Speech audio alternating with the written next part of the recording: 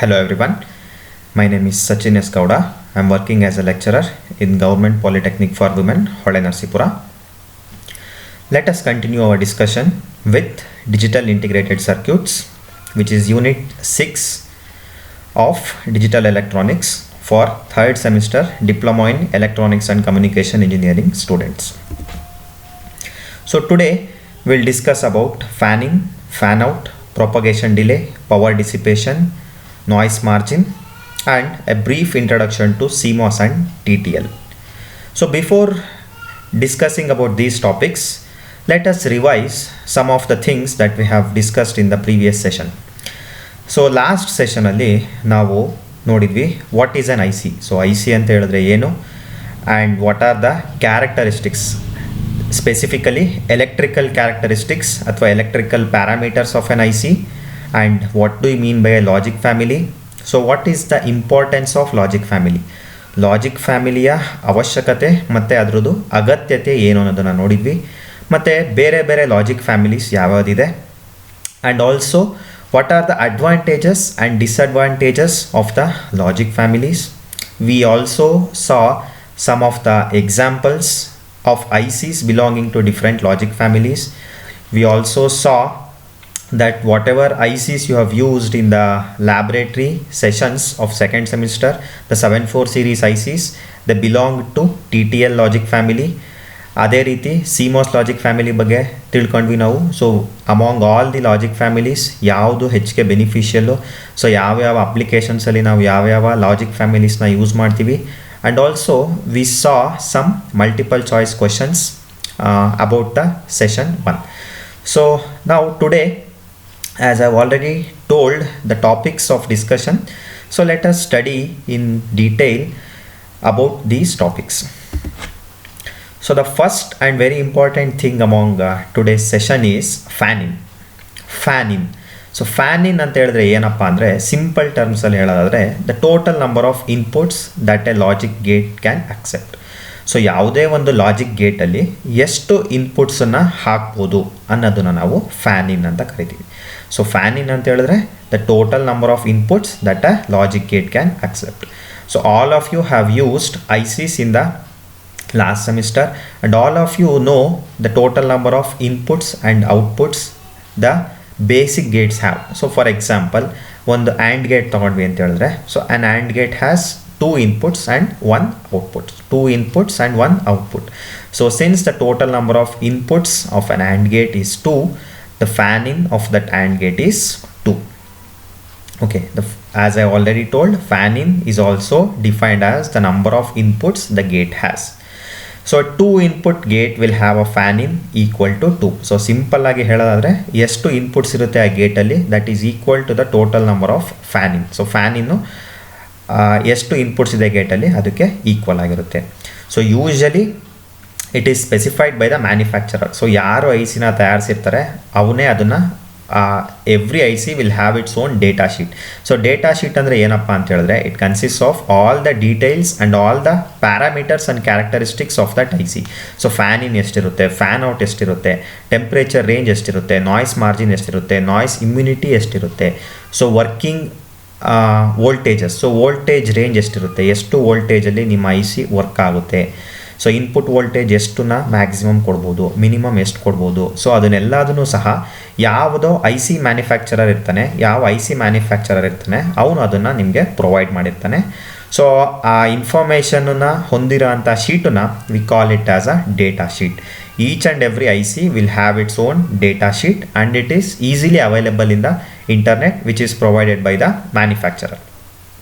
So all of you with this discussion can easily identify the fan in of the gate that is mentioned in the figure. So ಈ ಫಿಗರಲ್ಲಿ ತೋರಿಸಿರೋ ಅಂಥ ಡಯಾಗ್ರಾಮಲ್ಲಿ ಅಥವಾ ಗೇಟಲ್ಲಿ ಎಷ್ಟು fan ಇನ್ ಇದೆ ಅನ್ನೋದನ್ನು ಎಲ್ಲರೂ ಸಹ ಈಗ ಐಡೆಂಟಿಫೈ ಮಾಡ್ಬೋದು. So as you can easily see the fan in is 4 for the gate mentioned there. So the gates with larger fan in are bigger and slower ಅಂತ ಹೇಳ್ತೀವಿ. ಸೊ ಫ್ಯಾನ್ ಇನ್ನು ಜಾಸ್ತಿ ಇತ್ತು ಅಂತ ಹೇಳಿದ್ರೆ ಗೇಟ್ ಸೈಜು ದೊಡ್ಡದಾಗುತ್ತೆ ಮತ್ತು ಅದು ವರ್ಕಿಂಗು ಸ್ವಲ್ಪ ಸ್ಲೋ ಆಗುತ್ತೆ compared to gates with smaller fan in. So ಜಾಸ್ತಿ ಇನ್ಪುಟ್ಸ್ ಬೇಕು ಅಂತ ಹೇಳಿದ್ರೆ you can easily imagine the size of the gate also increases. So another important parameter, so ಇನ್ನೊಂದು ಇಂಪಾರ್ಟೆಂಟ್ ಪ್ಯಾರಾಮೀಟರ್ ಯಾವುದಪ್ಪ ಅಂತ ಹೇಳಿದ್ರೆ fan in. So this is again similar to fan out, fan in. So this is fan out, which is similar to fan in. So let us see what is the difference between fan out and fan in. So by definition, fan out is the maximum number of inputs that can be connected to the output of a gate without degrading the normal operation. Andre, so in the diagram you can easily understand this. So there is a gate which is driving other 4 gates. So ಮೊದಲನೇ ಗೇಟಿನ ಔಟ್ಪುಟ್ಟಿಗೆ 4 ಗೇಟ್ಸನ್ನ connect ಮಾಡಿದ್ದೀವಿ. So the first gate is driving the 4 Gates. So ಮೊದಲನೇ gate 4 ಗೇಟನ್ನು drive ಮಾಡ್ತಾ ಇದೆ. So ಆದ್ದರಿಂದ ನಮಗೆ ಈ ಗೇಟಿಂದು ಫ್ಯಾನ್ ಔಟ್ ಎಷ್ಟಪ್ಪ ಮೊದಲನೇ ಗೇಟಿಂದು ಈ ಡಯಾಗ್ರಾಮಲ್ಲಿ ಅಂತ ಹೇಳಿದ್ರೆ 4, because it is driving the 4 other gates. So 4 ಗೇಟ್ಸನ್ನು ಡ್ರೈವ್ ಮಾಡ್ತಿದೆ. ಬಟ್ ಒಂದು ಕಂಡೀಷನ್ ಏನಪ್ಪ ಇದಕ್ಕೆ ಅಂತ ಹೇಳಿದ್ರೆ, the performance, the normal performance of the gate which is driving the other gates should not be affected. So ಮೊದಲನೇ ಗೇಟಿಂದು ನಾರ್ಮಲ್ ಪರ್ಫಾರ್ಮೆನ್ಸ್ ಅಫೆಕ್ಟ್ ಆಗಬಾರ್ದು. So ಮೊದಲನೇ ಗೇಟ್ ಏನದು ವರ್ಕ್ ಮಾಡ್ತಿತ್ತೋ ಈ 4 ಗೇಟ್ಸನ್ನು ಕನೆಕ್ಟ್ ಮಾಡೋದಕ್ಕೆ ಮುಂಚೆ ಅದೇ ರೀತಿ ವರ್ಕ್ ಮಾಡಬೇಕು. ಅದ್ರ ಜೊತೆಗೆ ಈ 4 ಗೇಟನ್ನು ಡ್ರೈವ್ ಮಾಡಬೇಕು. ಸೊ ಆ ಥರ ಇದ್ದರೆ ನಾವು ಆ ಗೇಟಿದ್ದು ಫ್ಯಾನ್ ಔಟು ಎಷ್ಟು ಅಂತ ಡಿಫೈನ್ ಮಾಡ್ಬೋದು. So in this diagram the fan out of the first gate that is mentioned is 4 fan out ಅಂತ ಕರಿತೀವಿ. ಸೊ ನಾನು 5 ಕನೆಕ್ಟ್ ಮಾಡ್ತೀನಿ, 6 ಕನೆಕ್ಟ್ ಮಾಡ್ತೀನಿ ಈ ಗೇಟಿಗೆ ಅಂತ ಹೇಳಿದ್ರೆ, ಸೊ ಆವಾಗ ಫಸ್ಟ್ ಗೇಟು ನೀಟಾಗಿ ವರ್ಕ್ ಆಗದಲ್ಲೇ ಇರ್ಬೋದು. ಫಸ್ಟ್ ಗೇಟ್ ಅಂದರೆ ಮೊದಲನೇ ಗೇಟ್ ಈ ಡಯಾಗ್ರಾಮಲ್ಲಿ ಕಾಣ್ತಾ ಇರೋದು the gate which is driving, ಅದು ನೀಟಾಗಿ ನಾರ್ಮಲ್ ಪರ್ಫಾರ್ಮೆನ್ಸ್ನ ಮಾಡ್ದಲೇ ಇರ್ಬೋದು. ಸೊ ಆವಾಗ ನೀವು ಆ ಗೇಟಿನ ಫ್ಯಾನ್ ಔಟು 6 ಅಥವಾ 7 ಅಂತ ಹೇಳೋಕ್ಕಾಗಲ್ಲ. So as in the definition it should not degrade the normal operation of the gate which is driving. So ಇದನ್ನು ಸಹ ಮ್ಯಾನುಫ್ಯಾಕ್ಚರರೇ ಪ್ರೊವೈಡ್ ಮಾಡಿರ್ತಾರೆ. ಸೊ ಮ್ಯಾನುಫ್ಯಾಕ್ಚರರು ಅದನ್ನೆಲ್ಲ ಟೆಸ್ಟ್ ಮಾಡಿ ಯಾವ ರೀತಿ ಪರ್ಫಾರ್ಮೆನ್ಸ್ ಅಫೆಕ್ಟ್ ಆಗ್ದಲೇ ಇದು ಎಷ್ಟು ಗೇಟ್ಸ್ನ ಡ್ರೈವ್ ಮಾಡ್ಬೋದು ಅನ್ನೋದನ್ನು ನಮ್ಮ ಮ್ಯಾನುಫ್ಯಾಕ್ಚರರು ಚೆಕ್ ಮಾಡಿ ಅದನ್ನು ಮೆನ್ಷನ್ ಮಾಡಿರ್ತಾರೆ ಡೇಟಾ ಶೀಟಲ್ಲಿ. By looking at the fan out information in the data sheet you can use that gate to drive other gates. So ನೀವು ಆ ಫ್ಯಾನ್ ಔಟ್ ಇನ್ಫಾರ್ಮೇಷನನ್ನು ತಗೊಂಡು ಡೇಟಾ ಶೀಟಿಂದ ನೀವು ಆ ಗೇಟನ್ನು ಬೇರೆ ಗೇಟ್ಸ್ನ ಡ್ರೈವ್ ಮಾಡೋದಕ್ಕೆ ಯೂಸ್ ಮಾಡ್ಕೊಳ್ಬೋದು. So the gates with larger fan out again they are slower. The gates with larger fan out are slower and the gate delay increases with increase in fan out. So fan out ಜಾಸ್ತಿ ಆದಷ್ಟು ಆ ಗೇಟಿಂದು delay, so the delay of the gate, delay ಅಂತ ಹೇಳಿದ್ರೆ ಏನಪ್ಪ ಅಂದರೆ the time instant between the input and the change in output. So input ಕೊಟ್ಟಾಗಿಂದ output change ಆಗೋದಕ್ಕೆ ಎಷ್ಟು ಟೈಮ್ ತೊಗೊಳುತ್ತೆ. ಸೊ ನೀನು ಇನ್ಪುಟ್ ಕೊಟ್ಟಿದೆಯಾ, ಔಟ್ಪುಟ್ ಚೇಂಜ್ ಆಗೋದಕ್ಕೆ ಸ್ವಲ್ಪ ಟೈಮ್ ಗ್ಯಾಪ್ ಬಂತು, ಆ ಗ್ಯಾಪ್ನ ನಾವು ಗೇಟ್ ಡಿಲೇ ಅಂತ ಕರಿತೀವಿ. So the gate delay also increases with the increase in fan out. So I hope you have understood the concepts of fan in and fan out. So next let us study very important concept, propagation delay. Propagation delay ಅಂದರೆ ಏನಪ್ಪ ಅಂದರೆ it is the time taken for the output of a gate to change after its inputs have changed. So ನೀವು ಯಾವುದೋ ಒಂದು ಗೇಟಿಗೆ ಇನ್ಪುಟ್ನ ಕೊಟ್ಟಿದ್ದೀರಾ, input ಕೊಟ್ಟಾದಮೇಲೆ output ಬರೋದಕ್ಕೆ ಎಷ್ಟು time ತಗೊಳುತ್ತೆ ಅದನ್ನು ನಾವು ಪ್ರಾಪಗೇಷನ್ ಡಿಲೇ ಅಂತ ಕರಿತೀವಿ. ಸೊ ದಿಸ್ ಈಸ್ ಒಂದೇ ಒಂದು ಗೇಟನ್ನು ನಾವು ಯೂಸ್ ಮಾಡಿದಾಗ ದಿಸ್ ಈಸ್ ನಾಟ್ ಅಬ್ಸರ್ವಬಲ್, ಅಷ್ಟೊಂದು ನೀಟಾಗಿ ನಮಗೆ ಗೊತ್ತಾಗಲ್ಲ. ಏನಕ್ಕೆ ಅಂತ ಹೇಳಿದ್ರೆ ಪ್ರತಿಯೊಂದು ಗೇಟಿಂದು propagation delay will be very less, ತುಂಬ ಕಡಿಮೆ ಇರುತ್ತೆ. May be in terms of nano seconds ಇರುತ್ತೆ. ಸೊ ಹಾಗಾಗಿ our eyes cannot identify the delay. So ನಮಗೆ ಅಷ್ಟು ಈಸಿಯಾಗಿ ಡಿಲೇನ ಐಡೆಂಟಿಫೈ ಮಾಡೋದಕ್ಕೆ ಆಗೋದಿಲ್ಲ. ಸೊ ಅದೇ ನಾವು ಏನು ಮಾಡ್ತೀವಪ್ಪ ಅಂತ ಹೇಳಿದ್ರೆ, if you connect multiple gates, so multiple ಗೇಟ್ಸ್ನ ಒಟ್ಟಿಗೆ ಕನೆಕ್ಟ್ ಮಾಡಿದಾಗ ಏನಾಗುತ್ತಪ್ಪ ಅಂದರೆ, so the propagation delay of each gate adds up. ಪ್ರತಿಯೊಂದು ಗೇಟಿಂದು ಸಹ ಪ್ರಾಪಗೇಷನ್ ಡಿಲೇ ಆ್ಯಡ್ ಆಗಿ ಅಲ್ಟಿಮೇಟ್ಲಿ ನಮಗೆ ಒಂದು ಲಾರ್ಜ್ ನಂಬರ್ ಸಿಗುತ್ತೆ propagation delay. So that is very important. So ಹಾಗಾಗಿ propagation delay is the time taken for the output of a gate to change after the inputs have changed. So I will give you an example. So all of you will be using your TV ಎಲ್ಲ use ಮಾಡಿರ್ತೀರಾ. So ಇದಕ್ಕೆ simple example propagation ಡಿಲೇಗೆ ಅಂತ ಹೇಳಿದ್ರೆ, TV ರಿಮೋಟಲ್ಲಿ ನಾವು on button ಮುಕ್ತಾಗ TV ಇಮ್ಮಿಡಿಯೇಟಾಗಿ ಆನ್ ಆಗೋಲ್ಲ. So may be take some seconds or milli seconds. So ಅದನ್ನೇ ನಾವು ಪ್ರಾಪಗೇಷನ್ ಡಿಲೇ ಅಂತ ಹೇಳ್ತೀವಿ. So that there is a delay which is observable because there are large number of components within the TV as well as the remote. So ಟಿವಿಯಲ್ಲಿ ಮತ್ತು ರಿಮೋಟಲ್ಲಿ ತುಂಬ components ಮತ್ತು ತುಂಬ gates ಇರುತ್ತೆ. ಪ್ರತಿಯೊಂದು ಗೇಟಿಂದು ಪ್ರಾಪಗೇಷನ್ ಡಿಲೇ ಆ್ಯಡ್ ಆಗಿ ಟೋಟಲ್ ನಂಬರ್ ಸ್ವಲ್ಪ ಜಾಸ್ತಿ ಆಗುತ್ತೆ. ಆದ್ದರಿಂದ ನಮಗೆ ಟಿ ವಿ ಆನ್ ಆಗೋದಕ್ಕೆ ರಿಮೋಟ್ ಬಟನ್ ಪ್ರೆಸ್ ಮಾಡಿ ಸ್ವಲ್ಪ ಟೈಮು ಸಿಗುತ್ತೆ. ಸೊ ಈ total time delay of the gate is affected by the following. So ಯಾವ್ಯಾವ ಫ್ಯಾಕ್ಟರ್ಸು ನಮ್ಮ ಗೇಟಿನ ಟೈಮ್ ಡಿಲೇ ಮೇಲೆ ಅಫೆಕ್ಟ್ ಮಾಡುತ್ತೆ. So these are some of the factors that I have mentioned here. So intrinsic delay of the gate, so which is the delay due to internal load. So ಅದು ಪ್ರತಿಯೊಂದು ಗೇಟಿನ delay. Next is, so as I have already mentioned, fan in and fan out also increases the propagation delay. So this we have already discussed. So fan in ಮತ್ತು fan out ಪ್ರತಿಯೊಂದು ಗೇಟಲ್ಲೂ mention ಮಾಡಿರ್ತಾರೆ. So ಜಾಸ್ತಿ fan in ಮತ್ತು ಜಾಸ್ತಿ fan out ಇತ್ತು ಗೇಟಿಂದು ಅಂತ ಹೇಳಿದ್ರೆ the propagation delay of the gate increases.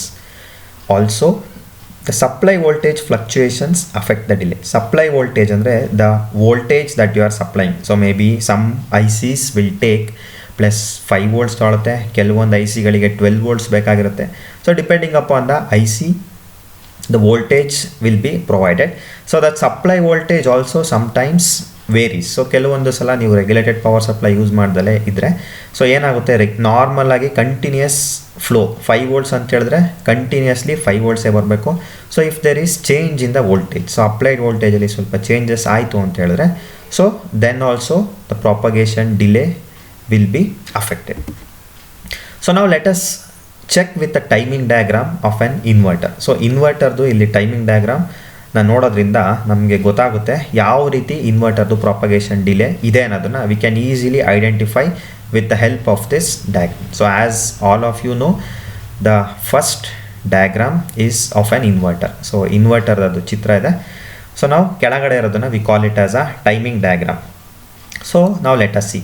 So as I have already told, for a single gate, ಯಾವುದೋ ಒಂದು ಸಿಂಗಲ್ ಗೇಟ್ಗೆ ಟೈಮ್ ಡಿಲೇ ಅಥವಾ ಪ್ರಾಪಗೇಷನ್ ಡಿಲೇ ಬಹಳ ಕಡಿಮೆ ಇರುತ್ತೆ. So when the total number of Gates, so ಒಂದಕ್ಕೊಂದು ಗೇಟ್ಸ್ನ ಇಂಟರ್ ಕನೆಕ್ಟ್ ಮಾಡ್ತಾ ಹೋದರೆ ನಮಗೆ ಪ್ರಾಪಗೇಷನ್ ಡಿಲೇ ಏನಾಗುತ್ತೆ ಅಂದರೆ ಜಾಸ್ತಿ ಆಗುತ್ತೆ.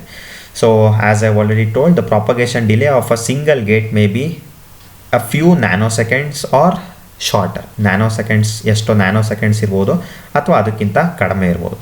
So here as you can see, there are four a not gate, I is the input, O is the output. The first timing diagram ಅಲ್ಲಿ you can see the input I ಅಂತ ಇದೆ, ಅಲ್ಲಿ input ತೋರಿಸಿದ್ದೀವಿ. So the I starts from 0 and it increases to 1. I ಏನಾಗಿದೆ 0 ಇಂದ 1ಗೆ increase ಆಗಿದೆ. So we all know the truth table of a NOT gate. NOT gate truth table ಎಲ್ಲರಿಗೂ ಗೊತ್ತು. Not ಗೇಟಲ್ಲಿ ಏನಾಗುತ್ತಪ್ಪ ಅಂತ ಹೇಳಿದ್ರೆ ಇನ್ಪುಟ್ 0 ಕೊಟ್ಟಾಗ ಔಟ್ಪುಟ್ 1 ಆಗುತ್ತೆ, ಇನ್ಪುಟ್ 1 ಕೊಟ್ಟಾಗ ಔಟ್ಪುಟ್ 0 ಆಗುತ್ತೆ. So since at the beginning the input which is given to the NOT gate is 0, the output is 1. So at a certain instant, so ಯಾವುದೋ ಒಂದು ಪಾಯಿಂಟಲ್ಲಿ you can see the input is being changed from 0 to 1. So 0 ಇಂದ ನಾವು ಇನ್ಪುಟ್ನ 1ಗೆ change ಮಾಡಿದ್ದೀವಿ. So but the output ಏನಾಗಬೇಕು, immediately normal operation ಅಥವಾ theoretically the output should change from 1 to 0. ಯಾವಾಗ input 0 ಇಂದ 1 ಆಗ್ತಿದ್ದಂಗೆ output 1 ಇಂದ 0 ಆಗಬೇಕು. But you can see from the second timing diagram, O ಅಂತ ಮೆನ್ಷನ್ ಮಾಡಿದ್ದೀನಿ. ಸೆಕೆಂಡ್ ಟೈಮಿಂಗ್ ಡಯಾಗ್ರಾಮಲ್ಲಿ ನೀವು ನೋಡ್ಬೋದು, the output is changing from 1 to 0 after time T P from the time the input has changed. Input change ಆಗಿ time T P ಆದ ನಂತರ output 1 ಇಂದ 0 ಆಗಿದೆ. ಸೊ ಆ ಟೈಮ್ ಟಿ ಪಿನ ನಾವು ಪ್ರಾಪಗೇಷನ್ ಟೈಮ್ ಅಥವಾ ಪ್ರಾಪಗೇಷನ್ ಡಿಲೇ ಅಂತ ಕರಿತೀವಿ. So this timing diagram clearly indicates the how a propagation delay affects the input and the output of a gate. So ನೀವು ಅಬ್ಸರ್ವ್ ಮಾಡ್ಬೋದು, ಇನ್ನೊಂದು ಸಲ ಹೇಳ್ತೀನಿ. ಸೊ ಇನ್ಪುಟ್ 0 ಇಂದ 1 ಆಗಿದೆ ನಾಟ್ ಗೇಟಲ್ಲಿ, ಇನ್ಪುಟ್ 0 ಇಂದ 1 ಆದಾಗ ಔಟ್ಪುಟ್ 1 ಇಂದ 0 ಆಗಬೇಕು. But it has taken certain amount of time which is called as TP. So which is clearly mentioned in the timing diagram. So ಯಾವುದಪ್ಪ ಟೈಮ್ ಅಂತ ಹೇಳಿದ್ರೆ the time is called as propagation time. So it is a time taken for the outputs to change after the inputs have changed. So this is about propagation delay. So the next important concept is power dissipation. So power dissipation is specified in terms of power consumption per gate. So ಪ್ರತಿಯೊಂದು gate ಎಷ್ಟು ಪವರ್ನ consume ಮಾಡುತ್ತೆ ಅದನ್ನು ನಾವು power dissipation ಅಂತ ಕರಿತೀವಿ. So this is also mentioned in the specification sheet ಅಥವಾ data sheet of an ಐ ಸಿಯಲ್ಲಿ ಪ್ರತಿಯೊಬ್ಬ ಮ್ಯಾನುಫ್ಯಾಕ್ಚರರು ಪ್ರತಿಯೊಂದು ಐ ಸಿದು ಎಷ್ಟು ಪವರ್ ಡಿಸಿಪೇಷನ್ ಇದೆ ಅನ್ನೋದನ್ನು ಮೆನ್ಷನ್ ಮಾಡಿರ್ತಾರೆ. So it is the product of supply voltage V C C and supply current I C C. So ಇದು V C C and I C ಸಿದು ಪ್ರಾಡಕ್ಟ್. ಸೊ ಎರಡನ್ನೂ multiply ಮಾಡಿದಾಗ ನಮಗೆ ಬರೋದೇ power dissipation. So it is not only important from a reliability point of view, but with the advent of portable battery driven devices like laptop, cell phone, PDA ಬಂದಿರೋದ್ರಿಂದ so reliability point of view ಇಂದ ಮಾತ್ರ ಅಲ್ಲ, portable battery driven devices ಅಂತ ಹೇಳಿದ್ರೆ so whatever the devices you carry around. So ಒಂದ್ಸಲ charge ಮಾಡಿ ನೀವು ಈ ಲ್ಯಾಪ್ಟಾಪ್ಸ್ನ, ಸೆಲ್ ಫೋನ್ಸ್ನ, PDAs ಅಂದರೆ ಪರ್ಸನಲ್ ಡಿಜಿಟಲ್ ಅಸಿಸ್ಟೆಂಟ್ ಅಂತ ಅದನ್ನೆಲ್ಲ ಕ್ಯಾರಿ ಮಾಡ್ತೀರಾ. ಒಂದ್ಸಲ ಚಾರ್ಜ್ ಮಾಡಿ ನೀವು ಕ್ಯಾರಿ ಮಾಡ್ತೀರಾ.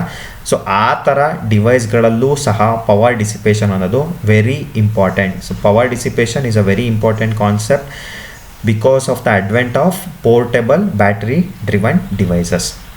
So when the power is dissipated, it invariably leads to rise in temperature of the chip. So power dissipation ಅಂದರೆ ಸುಮ್ಮನೆ ಡಿವೈಸು ಪವರ್ ಡಿಸಿಪೇಟ್ ಮಾಡ್ತಾ ಏನಾಗುತ್ತೆ, ಐ ಸಿ ಹೀಟ್ ಆಗುತ್ತೆ. ಸೊ ನೀವೆಲ್ಲ ಇದನ್ನು ಅಬ್ಸರ್ವ್ ಮಾಡಿರ್ಬೋದು ಲ್ಯಾಬಲ್ಲಿ ಎಕ್ಸ್ಪೆರಿಮೆಂಟ್ಸ್ ಮಾಡಬೇಕಾದ್ರೆ ಅಥವಾ even with your mobile devices. So ಜಾಸ್ತಿ ಹೊತ್ತು ನೀವು ಯೂಸ್ ಮಾಡ್ತಾ ಏನಾಗುತ್ತೆ, ನಿಮ್ಮ ಡಿವೈಸು ಹೀಟ್ ಆಗುತ್ತೆ. ಸೊ ಹೀಟ್ ಆಗುತ್ತೆ. ಏನಕ್ಕೆ ಹೀಟ್ ಆಗುತ್ತಪ್ಪ ಅಂತ ಹೇಳಿದ್ರೆ ನಿಮ್ಮ ಡಿವೈಸ್ ಒಳಗಡೆ ಇರೋಂಥ ಕಾಂಪೊನೆಂಟ್ಸು ಪವರ್ನ ಡಿಸಿಪೇಟ್ ಮಾಡ್ತಾ ಇರುತ್ತೆ. ಆ ರೀತಿ ಪವರ್ನ ಡಿಸಿಪೇಟ್ ಮಾಡ್ತಾ ಏನಾಗುತ್ತೆ, ಟೆಂಪರೇಚರು ನಿಮ್ಮ ಡಿವೈಸ್ದು ಜಾಸ್ತಿ ಆಗುತ್ತೆ. So the rise in temperature affects the device both when the device is off as well as when the device is on. So ಇಲ್ಲಿ ಸ್ಟ್ಯಾಟಿಕ್ ಪವರ್ ಡಿಸಿಪೇಷನ್ ಅನ್ನೋದು ಒಂದು ಕಾನ್ಸೆಪ್ಟ್ ಬರುತ್ತೆ. ಸ್ಟ್ಯಾಟಿಕ್ ಪವರ್ ಡಿಸಿಪೇಷನ್ ಅಂದರೆ ಏನಪ್ಪ ಅಂದರೆ, ಡಿವೈಸ್ನ ನೀವು ವರ್ಕ್ ಮಾಡ್ತಾ ಇರಲ್ಲ, ಡಿವೈಸ್ ಆಫ್ ಕಂಡೀಷನಲ್ಲಿರುತ್ತೆ ಅಥವಾ ಯೂಸ್ ಮಾಡ್ತಾ ಇರಲ್ಲ, ಆದರೂ ಸಹ ಪವರು ಡಿಸಿಪೇಟ್ ಆಗ್ತಾ ಇರುತ್ತೆ. ಸೊ ಆದರೂ ಸಹ ಪವರ್ ಡಿಸಿಪೇಟ್ ಆಗ್ತಿರುತ್ತೆ. ಸೊ ನೀವು ಮೊಬೈಲ್ನ ಸುಮ್ಮನೆ ಜೋಬಲ್ಲಿ ಹಿಡ್ಕೊಂಡು ಹೋಗ್ತಾ ಇರ್ತೀರಾ. ಸೊ ಆ ಒಂದು ಸಿಚುವೇಷನಲ್ಲೂ ಪವರ್ ಡಿಸಿಪೇಟ್ ಆಗ್ತಾ ಇರುತ್ತೆ, ನಿಮ್ಮ ಡಿವೈಸು ಹೀಟ್ ಆಗುತ್ತೆ. So that is very bad. So you are not even using the device but also the device is dissipating power. So aduna static power dissipation anta karitive. So it should be very low. So static power dissipation should be very low. So temperature rise aagta enagutte, so it affects your battery, the battery of the device very badly. So battery enagutte, ನಿಮ್ಮ battery temperature ಜಾಸ್ತಿ ಆಗ್ತಾ ನಿಮ್ಮ ಡಿವೈಸ್ದು battery performance ಅಥವಾ battery life ಕೂಡ ಕಡಿಮೆ ಆಗುತ್ತೆ. So that is why there are a lot of disadvantages because of power dissipation. So it should be very low. So let us see how can we reduce the temperature.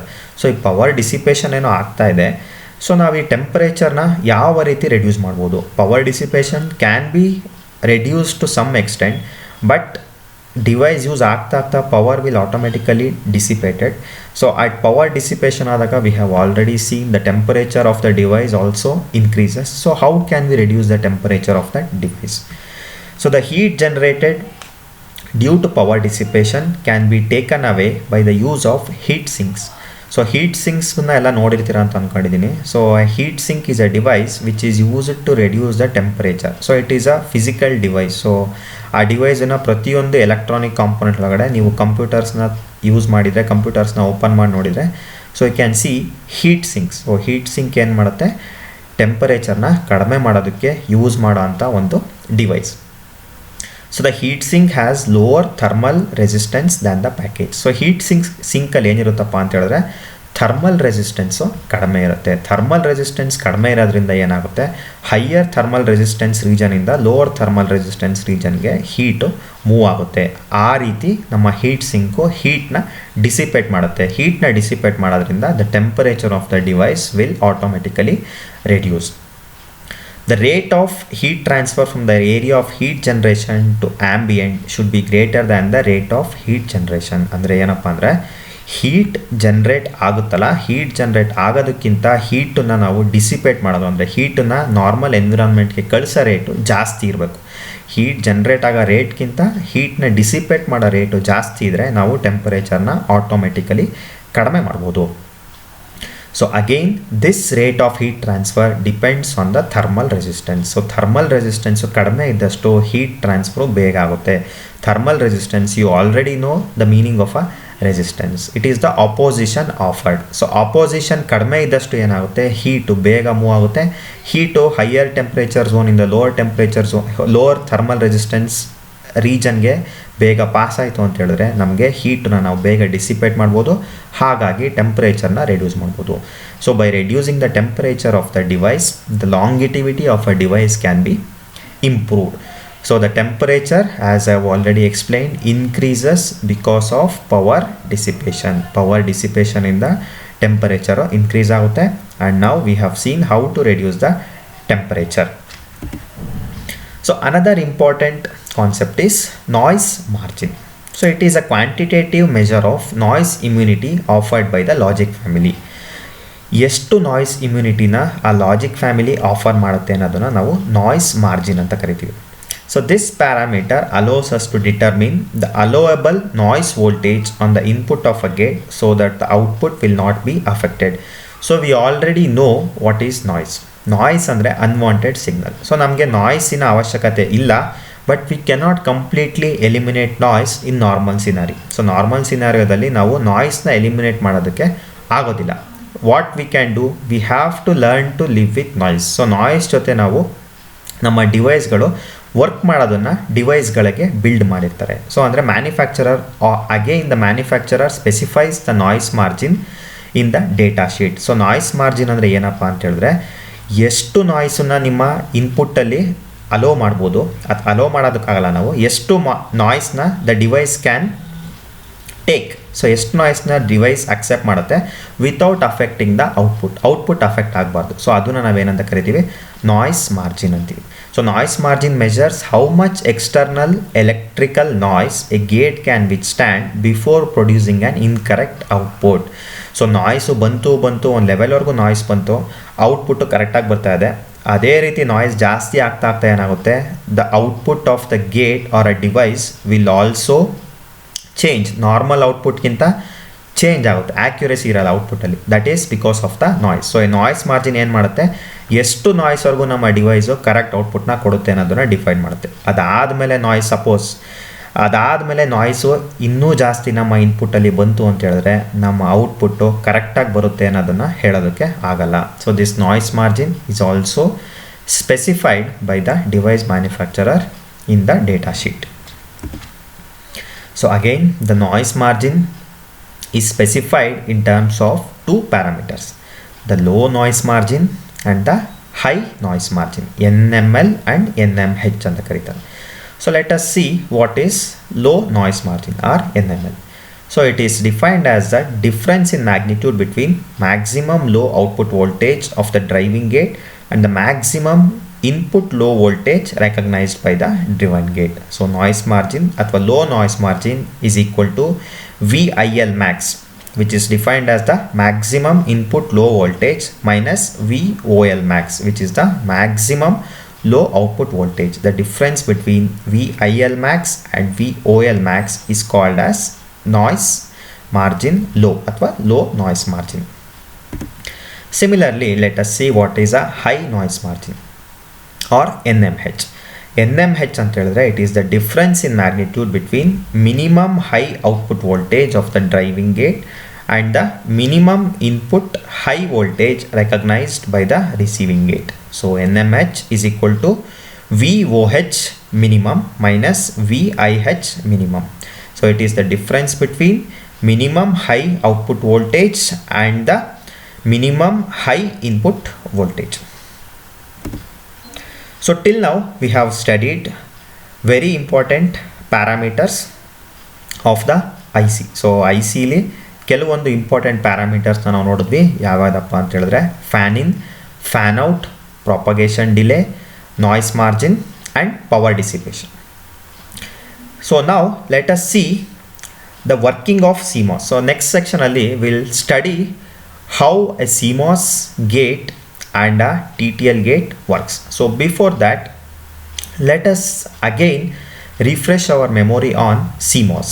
So as we have already explained, CMOS stands for complementary metal oxide semiconductor. So it is one of the most popular technology in the computer chip design. So in present days, so most of the ICs that we use belong to CMOS logic family. So the today's computer memories, CPUs, cell phone make use of the technology because of several advantages. So it has a lot of advantages, as we have already discussed the CMOS ICs. So most of the devices that we use will use CMOS technology. So as we already know, this device uses both P channel as well as N channel semiconductor devices. So unlike NMOS or a bipolar circuit, so the CMOS circuit has almost no static power dissipation. So I have already explained this. So static power dissipation andre ಏನಪ್ಪಾ ಅಂದ್ರೆ, so whenever you are not using a device, the device must not dissipate power. So I have already explained, you are carrying your mobile phone in your pockets or in your bags. So at that time the power dissipation should be very less. So power avaga dissipate ಆಗಬಾರ್ದು. So we have already seen what are the disadvantages of power dissipation. So power dissipation ಆಗೋದ್ರಿಂದ the temperature of the device increases. So device temperature increase ಆದರೆ the longevity of a device also decreases. The battery also will be affected with the increase in temperature. So this is very important feature of CMOS device. So static power dissipation is very low. So this is a very important feature. This is a very important feature for portable electronics. So now carry ಮಾಡ್ತೀವಿ, ಒಂದ್ಸಲ device ನ charge ಮಾಡಿಬಿಟ್ಟು carry ಮಾಡ್ತೀವಿ. It might be your mobile phone or your laptop or any other device that you charge and carry with you. So ಅಂಥ ಡಿವೈಸಲ್ಲಿ ನಾವು CMOSನ ಯಾಕೆ ಯೂಸ್ ಮಾಡ್ತೀವಪ್ಪ? One of the advantages of using a CMOS is it has no static power dissipation. So power is dissipated only in case the circuit actually switches. So ಯಾವಾಗ circuit on ಆಗುತ್ತೆ ಅಥವಾ ನಾವು ಯಾವಾಗ ಡಿವೈಸ್ನ ಯೂಸ್ ಮಾಡ್ತೀವಿ ಅಂಥ ಸಿಚುವೇಷನಲ್ಲಿ ಮಾತ್ರ power dissipation ಆಗುತ್ತೆ. So it allows integrating more CMOS gates onto an IC than in NMOS or bipolar technology, resulting in much better performance. So an IC of a same size, ಯಾವುದೋ ಒಂದು IC ತೊಗೊಂಡ್ರೆ, normal size IC ಅಥವಾ standard size IC ತೊಗೊಂಡ್ರೆ, more number of components can be put on the standard sized IC when compared to NMOS or bipolar technology ಗೆ compare ಮಾಡಿದ್ರೆ CMOS ಅಲ್ಲಿ larger number of gates can be put on a standard sized IC. So as you already know, so the CMOS transistor consists of both P channel MOS ಅಥವಾ PMOS and N channel MOS ಅಥವಾ NMOS. So next let us have a brief introduction about TTL ಅಥವಾ transistor logic. So it is a logic family, as we know, which is implemented using bipolar process technology. So we know bipolar means the current is produced because of both majority carriers as well as minority carriers. So that is the TTL family is implemented using bipolar technology. So it combines NPN transistors, PN junction diodes and diffuse resistors in a single monolithic structure. So we already know the TTL logic family consists of transistors along with junction diodes, that is PN junction diodes, and resistors. So the TTL, the NAND gate. So as you know, NAND gate, the IC7400 is the basic building block of this logic family. So it was developed in 1961 by James L. Bowie. So we have already seen on an IC. So IC ಮೇಲ್ಗಡೆ ನಾವು already ನೋಡಿದ್ದೀವಿ, numbering ಇರುತ್ತೆ. So ನೀವು ಆ number basis ಮೇಲೇ IC ಯಾವ IC ಅನ್ನೋದನ್ನು ನೀವು ಐಡೆಂಟಿಫೈ ಮಾಡ್ತೀರಾ. ಸೊ 7404 ಅಂದರೆ ನಾಟ್ ಗೇಟ್ ಅಂತ ಕರಿತೀರಾ. ಸೊ ನೀವು ಅಬ್ಸರ್ವ್ ಮಾಡಿರ್ಬೋದು, ಲ್ಯಾಬಲ್ಲಿ ICಗಳನ್ನು ಯೂಸ್ ಮಾಡಬೇಕಾದ್ರೆ ಬರೀ 7404 ಅಂತ ಇರಲ್ಲ. ಸೊ ಈ ರೀತಿ ಇಲ್ಲಿ ನಾನು ಈ ಚಿತ್ರದಲ್ಲಿ ತೋರಿಸ್ತಿರೋ ಥರ ಕೆಲವೊಂದು ನಂಬರ್ ಇರುತ್ತೆ. ಸೊ ಆ ರೀತಿ ಇಲ್ಲಿ ಒಂದು ನಂಬರ್ ಕಾಣ್ತಿದೆ, SN74ALS245A ಅಂತ ಕೆಲವೊಂದು alpha numeric characters. So alphabets as well as numbers ನಮಗೆ ಕಾಣ್ತಾ ಇದೆ. ಸೊ ಇದರ ಸಿಗ್ನಿಫಿಕೆನ್ಸ್ ಏನು? So what is the significance of these alpha numeric characters ಅನ್ನೋದನ್ನು ನಾವಿಲ್ಲಿ ನೋಡೋಣ. So the first SN stands for the manufacturer. ಯಾವ ಮ್ಯಾನುಫ್ಯಾಕ್ಚರರ್ ಈ ICನ ತಯಾರಿಸಿದಾನೆ? There can be multiple manufacturer. So Texas Instruments ಅವ್ರು ಮ್ಯಾನುಫ್ಯಾಕ್ಚರ್ ಮಾಡ್ತಾರೆ, ಫಿಲಿಪ್ಸ್ ಅವ್ರು ಮ್ಯಾನುಫ್ಯಾಕ್ಚರ್ ಮಾಡ್ತಾರೆ, ಸೊ ಫೇರ್ ಚೈಲ್ಡ್ ಅವ್ರು ಮ್ಯಾನುಫ್ಯಾಕ್ಚರ್ ಮಾಡ್ತಾರೆ. So depending upon the manufacturer that starting 2 letters very.